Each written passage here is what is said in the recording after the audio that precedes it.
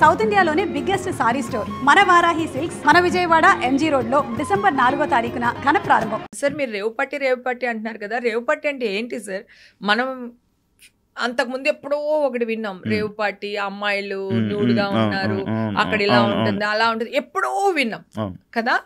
అది రేవుపట్టి కదా. ఇక్కడ చిన్నపిల్లలు వచ్చారు, పెద్దాళ్ళు వచ్చారు, లేడీస్ వచ్చారు, అంకుల్స్ వచ్చారు, అమ్మాయిలు వచ్చారు, అబ్బాయిలు వచ్చారు. అది నిజంగా పాపం ఒక అబ్బాయి బర్త్డే పార్టీ, వాడు ఒక క్లబ్ పెట్టాలనుకున్నాడు. అందుకని కొంచెం గ్రాండ్ గా చేసుకుందాము, అందరికి అనౌన్స్మెంట్ లాగా ఉంటుంది అని చెప్పి ఆ అబ్బాయి డీజే వెనకాల అబ్బాయి క్లబ్ ఇవన్నీ కూడా ఉన్నాయి. పాపం ఆ అబ్బాయి కూడా ఆ క్లబ్ కూడా నష్టపోయాడు. ఎందుకంటే ఆ బ్రాండ్ వాళ్ళు దీని వల్ల ఆ అబ్బాయిని అవాయిడ్ చేస్తారు. యాక్చువల్లీ సాటర్డే ఇది జరిగిందని నేను, కానీ సండే ఈవినింగ్ జరిగింది మాత్రం రేవు పార్టీ అని అంటున్నారు. అది ఎంతవరకు వాస్తవం? లేదు, అసలు సాటర్డే అసలు పార్టీయే జరగలేదు. సాటర్డే అందరూ వెళ్ళి అక్కడ గ్యాదర్ అయ్యాం. ఓకే, ఊరికి కొంచెం చివర ఉంటుంది. మాలాంటి వాళ్ళ కొంతమంది వేరే ఊరు నుంచి వచ్చారు, కొంతమంది హైదరాబాద్ నుంచి వచ్చారు. అట్లా మేము అందరం గ్యాదర్ అయింది సాటర్డే. ఓకేనా, సాటర్డే అసలు పార్టీ అదేం లేదు, జస్ట్ గెట్ టుగెదర్ లా ఉన్నాము, అందరూ భోజనాలు చేసాము, వచ్చాం. ఓకే, ఎవరి రూమ్ కి వాళ్ళు వెళ్ళిపోయాం. సండేనే పార్టీ జరిగింది. అసలు బర్త్డే పార్టీ సండే, ఆ అబ్బాయి బర్త్డే సండే. సండే చిన్నపిల్లలు వచ్చారు, ఫ్యామిలీలు వచ్చినాయి, 4-5 ఫ్యామిలీలు, ఒక 4-5 చిన్న చిన్న పిల్లలు, అదే ఎవరైతే ఫ్యామిలీ వచ్చారో వాళ్ళ పిల్లలు వచ్చారు. అది వచ్చిన పార్టీకి వచ్చిన వాళ్ళు అబ్బాయిలు కానీ అమ్మాయిలు కానీ మంచి ఇంజనీరింగ్ వాళ్ళు, డాక్టర్స్, జాబ్ చేసే వాళ్ళు, సాఫ్ట్వేర్ వాళ్ళు, కొంతమంది అంకుల్స్ వచ్చారు, ఒక 20 మంది పైగా ఆంటీస్ వచ్చారు. ఇలా అంటే నిజంగానే అది ఒక మంచి పార్టీ. ఆ పార్టీలో కొంతమంది డ్రగ్స్ తెచ్చిన మాట వాస్తవం. నేనంటూ ఆ పార్టీలో లేకపోతే అది ఇంత పబ్లిసిటీ వచ్చేది కాదు, ఇంత పెద్ద దుమారం రేగేది కాదు. బికాస్ ఆఫ్ మీ ఆ పార్టీ దుమ్మెత్తి పోసేశారు. మీడియాలోకి రాగానే అది సిచ్యువేషన్స్ మారిపోయినాయి.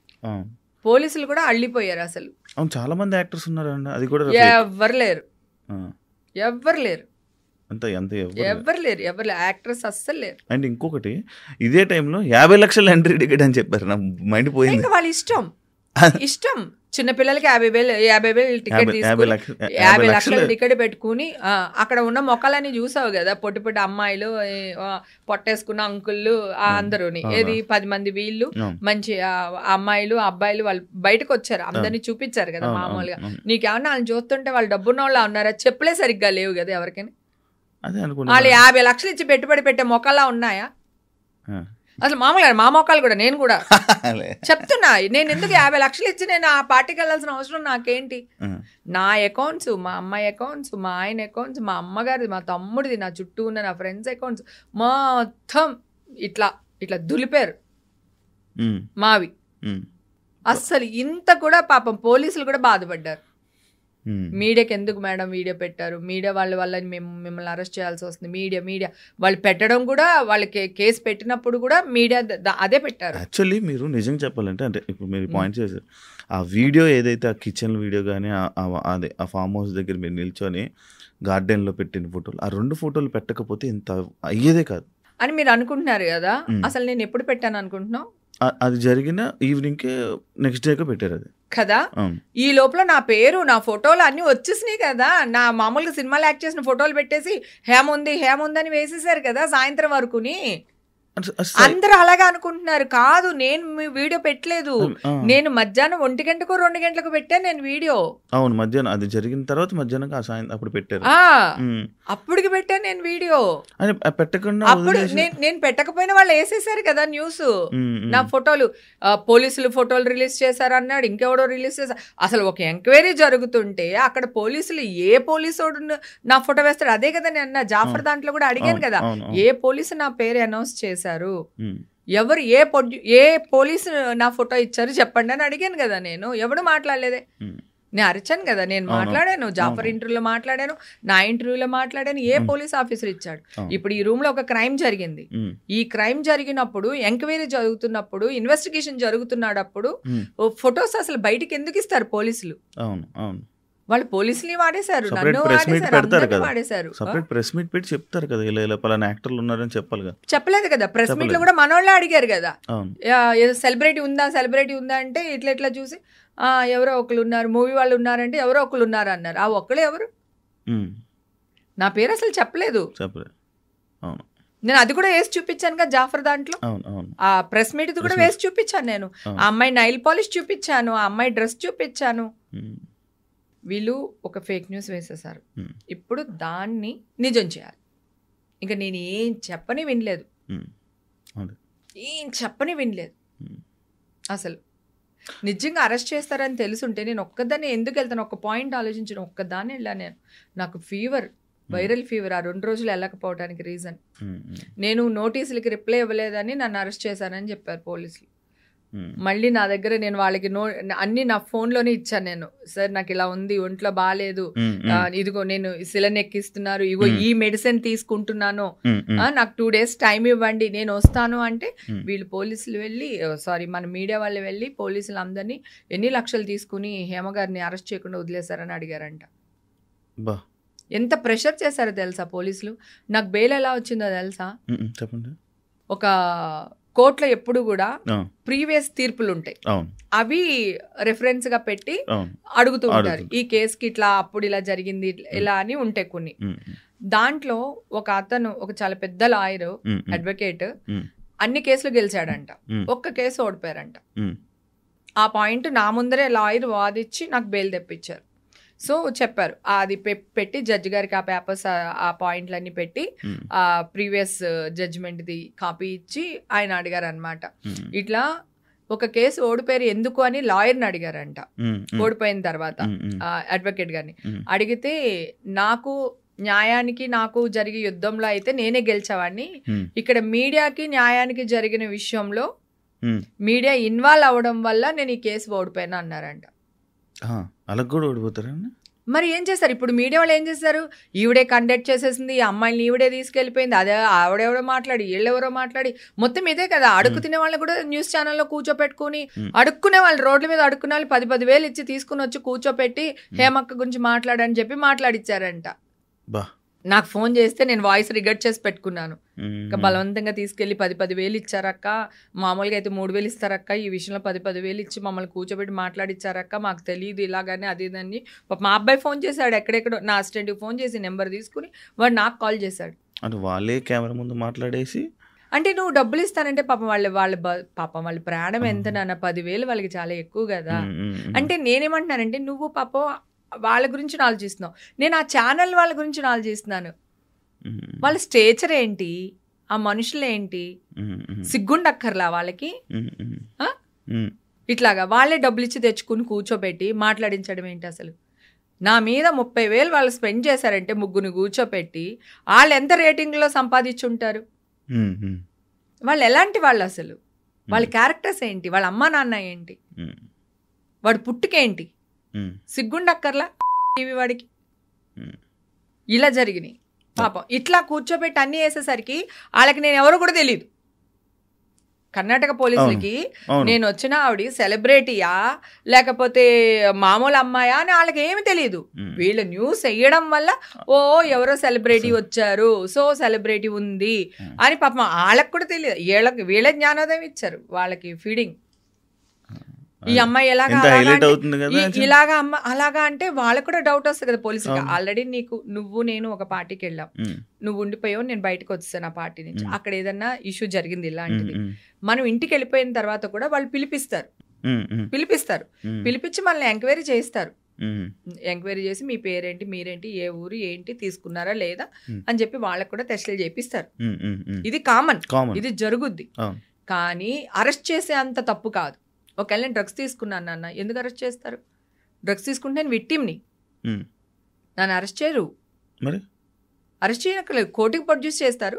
కోర్టులో నిరూపణ అయిన తర్వాత మనం ఫైన్ కట్టుకుంటాం, లేదంటే వాళ్ళు డీహైబ్రేషన్ సెంటర్ అంటారు కదా, అక్కడికి పంపిస్తారు. డ్రగ్స్ తీసుకున్న వాళ్ళని ఫైన్ కట్టించుకుంటారు, అక్కడికి పంపిస్తారు.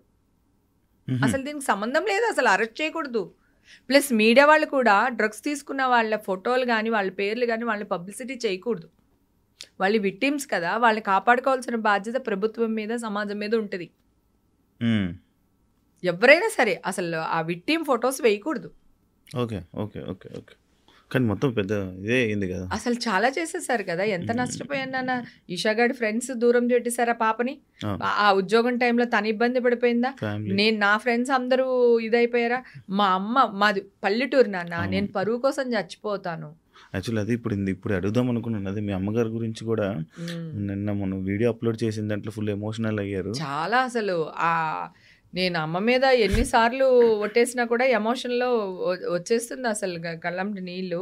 పాపం నేను అది కూడా చెప్పాను, నేను మా మదర్ ఇబ్బంది పడుతున్నారు. అప్పుడు కూడా వీడియో పోస్ట్ చేశాను, ఇమ్మీడియట్ గా పోస్ట్ చేశాను. అమ్మ ఏమైపోయిందంటే బ్లాంక్ అయిపోయి ఎవరో వచ్చేసారు, నన్ను తీసుకెళ్ళిపోతున్నారు, నన్ను వచ్చేయమంటున్నారు, నేను వెళ్ళట్లేదు, నేను గట్టిగా పట్టేసుకున్నాను గుమ్మాన్ని, పిచ్చి పిచ్చిగా మాట్లాడుతుంది. అసలు కాన్షియస్ లో కూడా లేదు అమ్మ. నేను హాస్పిటల్ వీడియో పెట్టినప్పుడు అమ్మ ఏదేదో మాట్లాడేస్తున్నారు. సో అమ్మ కొలాప్స్. అప్పటి నుంచి ట్రీట్మెంట్లు జరుగుతూనే ఉన్నాయి. సడన్ గా హార్ట్ స్ట్రోక్ వచ్చింది. అస్సలు అనుకోలేదు మా అమ్మని ఎంతైనా బతికించుకుందాం అనుకున్నా. మా తమ్ముడు కూడా బాగా చూసుకుంటాడు మదర్ని కోల్పోయానా.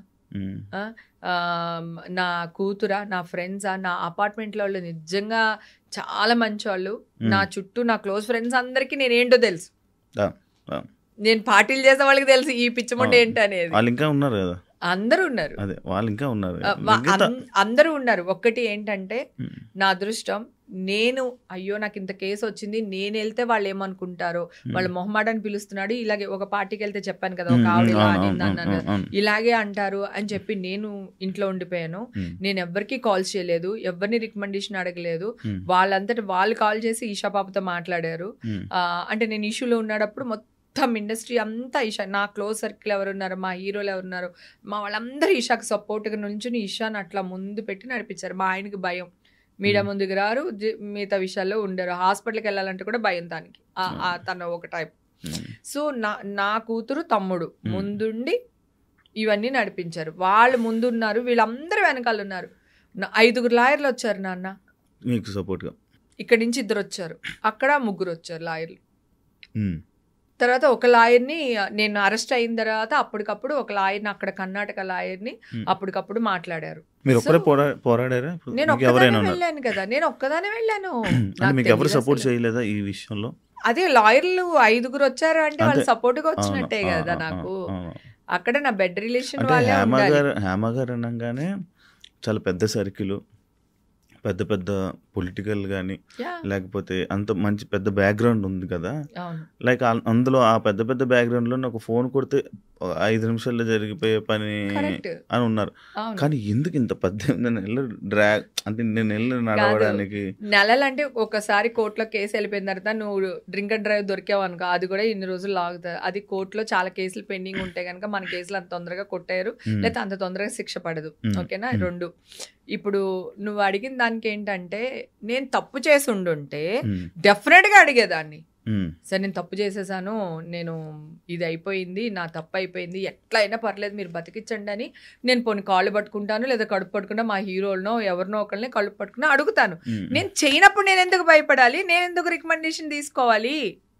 నేను ఒక్కదానే వెళ్ళాను ఎంక్వైరీకి, నేను ఒక్కదానే వెళ్ళా. నేను వాళ్ళకి ఇన్ఫర్మేషన్ ఇచ్చి వెళ్ళా, సార్ నేను ఈ టైంకి వస్తాను, కెన్ ఐ కమ్ సార్, నా దగ్గర అన్ని ఎవిడెన్సెస్ ఉన్నాయి, కోర్టుకి మొత్తం ఇచ్చాను, ఇదిగోండి సార్. వాళ్ళు ఫస్ట్ నోటీస్కి నేను రిప్లై ఇచ్చాను, సెకండ్ నోటీస్కి రిప్లై ఇచ్చాను, థర్డ్ నోటీస్కి నేను వెళ్ళి ఆయన ముందున్నాను అని చెప్పి. నువ్వు ఒకటి ఆలోచించి, నేనైనా దేశద్రోహం చేస్తానా? నన్ను అర్ధరాత్రి పట్టుకెళ్ళి జడ్జి ముందు నుంచోబెట్టి సినిమా రేంజ్ లో నన్ను తీసుకెళ్లి జైల్లో వేయడానికి అంత తప్పేం చేశాను? నేను ఆ పోలీసు వాళ్ళు కూడా అదే అడిగాను, నేను అంత తప్పేం చేశాను? ఇంత పరిగెత్తుకుని తీసుకుని వెళ్ళి అంత తీసుకెళ్ళి అక్కడ అప్పచెప్పాల్సిన అవసరం ఏంటని అడిగా. మేడం మీడియా వాళ్ళు మమ్మల్ని ఇలా అడుగుతున్నారు మేడం, 10 lakhs తీసుకుని మీరు ఆవిడ అరెస్ట్ చేయడం మానేసారా అని. 10 lakhs వాళ్ళు డబ్బులు కూడా మెన్షన్ చేస్తున్నారు, అంత ఫోర్స్ చేశారు పోలీసులకి వీళ్ళు. మరి వాళ్ళకి ఎలా ఉంటది, మేమేం తీసుకోలేదు, ఆవిడెవరో కూడా మాకు తెలియదు, వీళ్ళేంటి ఇలా అడుగుతున్నారు, రేపు పొద్దున మా ఉద్యోగాలు పోతాయేమని వాళ్ళకి ఉంటుంది కదా. చెప్పాను కదా, మీడియా వాళ్ళు ఇన్వాల్వ్ అవడం వల్ల 100 కేసులు గెలిచిన ఒక న్యాయవాదికి 1 కేసు ఓడిపోవటానికి కారణం మీడియా ఇన్వాల్వ్మెంట్ వల్ల జడ్జిమెంట్ మారింది అని అన్నారు. దానివల్ల మనకి బెయిల్ శాంక్షన్ చేశారు వాళ్ళు ఆలోచించిన తర్వాత. ఓకే, ఇదే ఇప్పుడు అంత ఏం లేదు, నిర్దోషి తను ఏంది అలాంటిది ఏం తీసుకోలేదు అని చెప్పి వార్త రాగానే మీ ఫ్యామిలీ మెంబర్స్ అమ్మగారు విన్నారా వార్త? విన్నారు. 3వ తారీఖున వచ్చిందిగా, నవంబర్ 3కి వచ్చేసింది. నవంబర్ 12 నేను నా బర్త్డే గట్టిగా చేసుకున్నా. పోయిన సంవత్సరం బర్త్డేనే చేసుకోలేదు నేను. అయ్యో. సో ఈ సిచ్యువేషన్స్ వల్ల ఈ సిచ్యువేషన్స్ వల్ల మళ్ళీ నేను బర్త్డే పార్టీ పెట్టి మళ్ళీ దాన్ని ఇంకొక బూత్ చేస్తారు ఎందుకు అని చెప్పి మనమే తిట్టించుకో.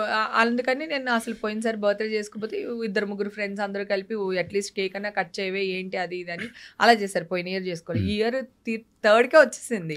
సో పేపర్స్ రావడానికి టైం పట్టింది. కోర్టు జడ్జిమెంట్ కాపీస్ నా చేతికి వచ్చే వరకు చెప్పొద్దు అన్నారు. అందుకని నేను చెప్పలేకపోయాను. అప్పుడు నా 12th నా బర్త్డే కూడా చేసుకున్నాను. బాగానే ఉంది, పర్వాలేదు అమ్మ, ఇంకొక పేపర్స్ రాగానే మీడియాకి వెళ్తానమ్మా, అన్ని మంచిగా అయిపోతాయి, నువ్వు అసలు బాధపడకు, నా గురించి ఆలోచించుకో, అది ఇది అని చెప్పా. ఒక స్టేజ్లో నేను డిప్రెషన్కి వెళ్ళిపోయి నేనే చచ్చిపోదాం అనుకునే ఒక స్టేజ్లో మా అమ్మ నన్ను బతికిచ్చింది. నీకు ఏదన్నా అయిందంటే నేను ఒక దాని ఉన్నాను, నేను ఏమైపోతానో నీకు అర్థం కావట్లేదు, పిల్లుంది ఇక్కడ, నువ్వు ఎదవేషాలు ఏది అయ్యొద్దు, మైండ్లోంచి ఇవన్నీ పెట్టుకోకు అని చెప్పి మా అమ్మ ఒక ఆవిడ భాషలో బాగా తిట్టి వీళ్ళందరినీ చెప్పింది. ప్రామిస్ చేయించుకుంది, నువ్వు అస్సలు ఇంకొక సెకండ్ థాట్ అసలు తీసుకోవద్దు అని. ఒక సెకండ్ థాట్ తీసుకున్నాడప్పుడు అనిపించింది అంటే ఇప్పుడు హస్బెండ్ పర్వాలేదు, పాపకి ఇంకా మ్యారేజ్ కాలేదు కదా నాన్న, ఇప్పుడేగా స్టడీస్ కంప్లీట్ చేసుకోవచ్చు. అమ్మేమో ఆల్రెడీ డయాలసిస్ స్టేజ్ లో ఉంది, ఆవిడ ఇబ్బంది పడుతుంది, ఆవిడ రేపు ఆ టెన్షన్ లోనే ఉన్నారు. సో దీనివల్ల మనకి హ్యాపీ. నా కూతురు మా ఇంట్లో నా ఫ్రెండ్స్ అందరికి తెలుసు నేను ఏంటో అని. అంటే నేను ఎన్ని పార్టీలకి వెళ్తాను కదా, నా కారు నేనే డ్రైవ్ చేసుకుని మా ఇంటికి వస్తాను అబ్బా, ఎన్ని పార్టీలకి వెళ్ళినా. నేను డ్రైవర్ ని పెట్టుకోను. మీరు కూడా చూసారు కదా, సుమన్ కూడా మన సుమన్ టీవీ ఇంటర్వ్యూ జరిగినప్పుడు రోషన్ కూడా అన్నాడు, అక్క ఎన్ని పార్టీలు మన ఇద్దరం కలిసి చేయలేదు అక్క అనేసి. శివాజీ రాజా ఇంటర్వ్యూలో కూడా చెప్పాడు, అది మందు తాగదు, అది దాన్ని చూస్తే అలా అనుకుంటారు, అది తాగదు, అది ఇది అని మాట్లాడతారు. నాకు రెడ్ బుల్ ఒక షాట్ వేసి రెడ్ బుల్ వేసారంటే ప్రపంచాన్ని ఊపేస్తుంటాను అనమాట. ఎవడు రాడు అది ఇది అని. అది నాకు బై బర్త్ భగవంతుడు ఎనర్జీ ఇచ్చాడు. అది నేను షూటింగ్ లో కూడా ఇలాగే ఉంటాను, నేను నాకు అలవాటు, నేనే కార్ డ్రైవ్ చేసుకుని వస్తాను. అలాంటిది డ్రగ్సా? అందుకని ఎవ్వరు పట్టించుకోలేదు, నా ఫ్రెండ్ సర్కిల్ కానీ జనాలు కానీ ఎవ్వరు పట్టించుకోలేదు. ఇంకా జనాల గురించి మాట్లాడితే నేను వెళ్ళిన టెంపుల్స్ కానీ నేను వెళ్ళిన ప్లేసుల్లో కానీ పెద్దవాళ్ళు ఉంటారు, అంటే పెళ్ళిళ్ళు, ఎంగేజ్మెంట్స్ ఇలాంటి వాటికి వెళ్తాం కదా, అక్కడ అందరు ఆడాలి వచ్చేసి నా చేతులు ఇట్లా పట్టేసుకుని, కొంతమంది ఇలా బుగ్గలు గిల్లేసి, నువ్వు ఫైటర్, నువ్వు ఫైట్ చేయి, మేమందరం నీ వెనకాల ఉన్నాము, నువ్వు తప్పు చేయవని మాకు తెలుసు, నువ్వు అస్సలు వెనక తిరగొద్దు, ఇలాంటి మీడియా వాళ్ళు కొన్ని లక్షల మంది వచ్చినా సరే నువ్వు అసలు అలాగే నిలబడు, నీ వెనకాల మేమున్నాం, మేము కనపడకపోవచ్చు, మా బ్లెస్సింగ్స్ నీతో ఉంటాయి అని చెప్పి. తర్వాత హోమాలు అవన్నీ చేస్తారు కదా గుళ్ళో, అక్కడ తుడవడానికి పెద్ద మొత్తం వీళ్ళందరూ పెట్టుకుంటారు కదా, వాలంటీర్లుగా వచ్చి చేస్తూ ఉంటారు. అలాగే తిరుపతిలో కూడా వాలంటీర్స్ వస్తూ ఉంటారు, బ్లూ కలర్ డ్రెస్ వేసుకుని ఆరెంజ్ కలర్ ఈ కట్టుకుంటారు. అక్కడ తిరుపతి వెళ్తే వాళ్ళందరూ, అమ్మ గుళ్ళో ఉన్నంతసేపు మేము నీ గురించి అంటున్నాము, అన్యాయంగా నిన్ను బలి తీసుకున్నారమ్మా, నువ్వు అస్సలు భయపడకు, మేమందరం ఉన్నామని. పెళ్ళిళ్ళకి వెళ్తే ఇక్కడ, గుడికి వెళ్తే అలాగా పెద్దవాళ్ళు అనమాట, వయసులో పెద్దవాళ్ళు, నాకంటే చిన్నోళ్ళు అందరూని. సో ఇంత మంది నమ్మలేదు. అంటే ఇంత పెద్ద న్యూస్ వేసినప్పుడు నన్ను తీసి పక్కకు పెట్టేయాలి. నా బిజినెస్లు పాడైపోయి ఉండాలి, నేను ఈవెంట్స్ చేసుకుంటాను, ఈవెంట్స్ పాడైపోయి ఉండాలి, నా కూతురు కెరియర్ పాడైపోయి ఉండాలి, నా హస్బెండ్ ని పక్కన పెట్టేసి ఉండాలి, నన్ను పక్కన పెట్టి ఉండాలి. కానీ ఎవ్వరు పెట్టలేదు తెలుసా. అందరు ఫోన్లు చేశారు, అందరు మాట్లాడారు, అమ్మ ఈషా పాప నీకేం కావాలి నాన్న, నువ్వు ఒక్కదాన్ని వెళ్తున్నావు, లాయర్స్ కావాలా, ఏమన్నా మనీ కావాలా, అక్కడ కార్లు కావాలా, నీకు రూమ్స్ కావాలా, ఏం చేయమంటావు 500-600 కాల్ పాపకు వచ్చినాయి. నా సర్కిల్ నిజంగానే నా సర్కిల్ ఏం చిన్న సర్కిల్ కాదు, కాకపోతే నేను తప్పు చేసి ఉంటే ఈ సర్కిల్ అంతా వాడేసేదాన్నేమో.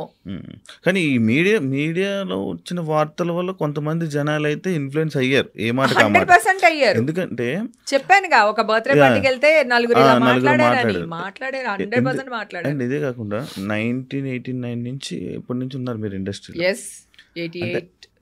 88 నుంచి 1988 అప్పటి నుంచి తెలుగు ప్రేక్షకుల్ని కానీ అందరినీ ఎంటర్టైన్ చేస్తూ చాలా మంచి యాక్టర్ అని పేరు తెచ్చుకొని, అంటే ఇంత నేమ్ ఉన్న తనని ఇలాంటి విషయాలు, అంటే మీ గురించి బాగా తెలుసు, ఎన్ని సంవత్సరాలు చూశారు, కానీ ఇంత మంచి నేము, తన గురించి ఇంత బాగా తెలుసు, కానీ ఇలాగా కేసు ఇలా వచ్చింది, ఇలా డ్రగ్స్ తీసుకునే కేసులో ఇలా హేమ గారు ఉన్నారు అని అంటే మీడియాలో ఇలా న్యూస్లు వస్తే ఎందుకు బ్యాడ్ కామెంట్స్ అనేవి పడ్డాయండి? 100 న్యూస్ ఛానల్స్ ఉన్నాయి. ప్రతి దాని వెనకాల 20 వేసుకున్నా కూడా ఎన్ని వందల న్యూస్ ఛానల్ వాళ్ళు యూట్యూబ్ ఛానల్స్ ఉన్నాయి. వాళ్ళే కదా నన్ను ట్రోల్ చేశారు. ఈ ఛానల్లో వేసిన న్యూస్ని వాళ్ళే కదా ట్రోల్ చేశారు. వాళ్ళ దగ్గర ఉన్న మనుషులే కదా వాళ్ళు పెట్టారు. జెన్యూన్ మనుషులు ఎవ్వరూ నన్ను ట్రోల్ చేయలేదు, నన్ను ఎవ్వరు అనలేదు. నేను ఎంక్వైరీ చేసుకున్నాను. నేను ప్రతి దాంట్లోని ఇవి ఉంటాయి కదా, ఐడీస్ ఉంటాయి, వీళ్ళు ఉంటారు. ఎవడు ఇప్పుడు 2 నిమిషాలు పట్టుకుంటున్నారుగా, మొన్న కూడా చిన్న దాంట్లో పట్టుకుని వేస్తారా? ఓకేనా? నీ ఐడి ఫేక్ ఐడీలు పెట్టుకొని పెట్టారు. ఎవ్వడు ఒక్కడు జెన్యూన్ లేడు. ఈ న్యూస్ ఛానల్ కింద పనిచేసే చెంచగాళ్ళు ఎవరైతే ఉంటారో వాళ్ళు చేసిన పనులు తప్ప జెన్యూన్గా ఉన్న వాళ్ళ ఆడియన్స్ ఎవ్వరూ నా మీద ఒక్క ట్రోల్ చేయలేదు. ఐ మీన్ ఒక్క మెసేజ్ కానీ వల్గర్గా కానీ ఇదిగా కానీ పెట్టలేదు. నేను ఇది కూడా అనౌన్స్ చేస్తాను కదా. నేను ఒక్కటే అన్నా, రెండోసారి డ్రగ్స్ పాజిటివ్ వచ్చిందని వేసారు. ఫస్ట్ న్యూస్ వేసారు అయిపోయింది. సెకండ్ టైము ఒకటి, టీవీలో ఒకటి, ఇద్దరే, మిగతా వాళ్ళు ఎవరు వేయలా. డ్రగ్స్ పాజిటివ్ వచ్చింది హేమకని వేస్తారు. వెయ్యగాని వెంటనే మా ఇంట్లో నేను ఒక చిన్న నా ఫోన్ పెట్టేసుకుని ఒక వీడియో షూట్ చేశా. ఇవన్నీ నా బాడీలోనే ఉంటాయి కదా, నేను మీరు ఎక్కడికి రమ్మంటే అక్కడికి వస్తాను, టెస్టులు చేయించండి. హెయిర్ లో 1 year ఉంటుంది. అందుకే పోలీసులు మళ్ళీ నాకు టెస్ట్ చేయించారు. అక్కడికి వెళ్ళాను కదా, నేను నా టెస్ట్లే లేవు, మీరు ఎందుకు నన్ను టెస్టులు చేస్తున్నారని అడిగాను, గుర్తుంది కదా మీకు. అప్పుడు నా హెయిర్, నా నైల్స్ అన్ని టెస్ట్ చేశారు, మళ్ళీ పంపించారు వాళ్ళు. ఓకేనా? అంతకు మళ్ళీ ఎందుకు అంటున్నారంటే, అంతకు ముందు నేను టెస్టులు చేయించుకున్నా. నేను చేయించుకుని పెట్టేశా, యూట్యూబ్ లో అంతా పెట్టేశాను. ఇదిగో నేను టెస్టులు చేయించుకున్నాను, నాకు నెగిటివ్ వచ్చింది, నా టెస్టులు నమ్మొద్దు, పోలీసుల టెస్టులు కూడా నమ్మకండి, నేను మీ దగ్గరే ఉన్నాను కదా, మీరు ఎవరైనా వచ్చి నాకు టెస్టులు చేయించండి, మీకు తెలిసిపోతాయి కదా అని అన్నా. ఒక్క నిమిషం నాన్న. అప్పుడు నేను వీడియో పెట్టాను, నా బాడీలోనే ఉంటాయి కదా, ఇది ఈ కేసు సంబంధించి నా బాడీలోనే ఉంటాయి కదా గారు, మన వాళ్ళు వీళ్ళు అలా గారు వీళ్ళందరి పేర్లు చెప్పుకుంటూ ఎవరెవరు నా మీద న్యూస్లు వేశారో, ఈ క్రైమ్ రిపోర్టర్స్ ఉంటారు కదా వాళ్ళ పేరు కూడా, అతను ఇది వరకు పుడింగ్ ఎలిమెంట్ లో కూడా నేను లేను, ఉన్నానని వేసాడు. ఓకే, అతను వేసాడు, అతనే మళ్ళీ చేశాడు. అతను అసిస్టెంట్ ఫోన్ చేశాడు నాకు, చేసి మేడం ఏమైంది మేడం అంటే, ఏమైందయ్యా నా బాడీలో ఉంటాయి కదా టెస్టులు చేయించండి, ఒకవేళ పాజిటివ్ వచ్చింది అనుకోండి నేను మీ కాళ్ళు పట్టుకుంటాను, ఒకవేళ నెగిటివ్ వచ్చింది అనుకోండి మీరేం చేస్తారు మీరే ఆలోచించండి, మీ సార్ని అడగని చెప్పా. అసిస్టెంట్ ఫోన్ చేస్తే చెప్పా. అయితే అతను నాకు కాల్ చేశాడు. నేను ఆల్రెడీ స్క్రీన్ రికార్డ్స్ అన్ని తీసి పెట్టుకున్నాను. నేను మొత్తం 300 కాల్స్ రికార్డ్స్ ఉన్నాయి నా దగ్గర. ఇది నేను డెఫినెట్ గా కేసు గెలుస్తానని తెలుసు నాకు. సో అప్పుడు నేను వీళ్ళందరూ న్యూస్ మంచిగా వేసేస్తే గొడవ లేదు, అంటే వచ్చినట్టు వేస్తే పర్లేదు, వేయకపోతే ఏం చేయాలని సెకండ్ థాట్ లో సెకండ్ ప్లాన్ కూడా రెడీ పెట్టుకుని ఉన్నాను. అతను అంటాడు, మేడం మీరు బయటకు వచ్చిన వాళ్ళ లేరు కదా మేడం అని అడుగుతున్నాడు. ఏంటి న్యూస్ వేసేసిన తర్వాత ఆ వైట్ డ్రెస్ అమ్మాయి ఏసి చూసే కొద్ది చూడబుద్ధి వస్తుందని వేస్తారు కదా, తర్వాత అడుగుతున్నాడు. ఆ వాయిస్ కూడా రికార్డ్ చేసి పెట్టాను. నేను లేననే తెలుసు, అది నేను కాదనే తెలుసు, ఎందుకంటే నేను white polish, nail polish, black dress నేను వైట్ డ్రెస్ వేయలేదు అని చెప్తున్నాను కదా. సో అప్పుడు వాళ్ళు మళ్ళీ నన్ను అడిగారు, నాకేమైనా వినిపించగలరా ఆడియోస్ ఏమైనా? వద్దులే, అవి కోర్టులో ప్రొడ్యూస్ చేయాలి. వీళ్ళు కనుక అన్ని కరెక్ట్ గా చేయకపోతే నేను కోర్టులో, కాకపోతే తీస్తే ఇలా అంటే ఇలా మొత్తం అన్ని వచ్చేస్తే ఆ మైక్ తో పాటు అది చూపించవచ్చు. వాళ్ళవన్నీ నేను స్క్రీన్ రికార్డ్ చేశాను, ఎందుకంటే నా వాయిస్ రికార్డ్ చేసి వాళ్ళు వేసేస్తున్నారు, నేనేమంటే కూడా వాళ్ళు వేస్తున్నారు. అలాంటప్పుడు నా తప్పేం లేదు కదా, నేను రికార్డ్ చేయాలి కదా, నాకు ఎవిడెన్సెస్ కావాలి కదా, నేను రికార్డ్ చేసి పెట్టాను. కానీ మీకు ఫోన్ చేసి మాట్లాడేది ఒకటి, బయట మళ్ళీ చూపించేది ఒకటి, ఇంకొకటి నా వాయిసే వేస్తున్నారు. చూసారా ఇంకా పొగరు తగ్గలేదు, ఎంత బొక్క ఇస్తుందో, ఇది న్యూస్. కానీ మంచిగా మీతో మంచిగా మాట్లాడుతున్నారు నాతో. వాళ్ళు రికార్డ్ చేస్తున్నట్టు కూడా చెప్తున్నా, మీరు నాకు రికార్డ్ చేస్తున్నారు నాకు తెలుసు, కావాలంటే టెలికాస్ట్ చేసుకోండి చూసుకుందాం అది ఇదని.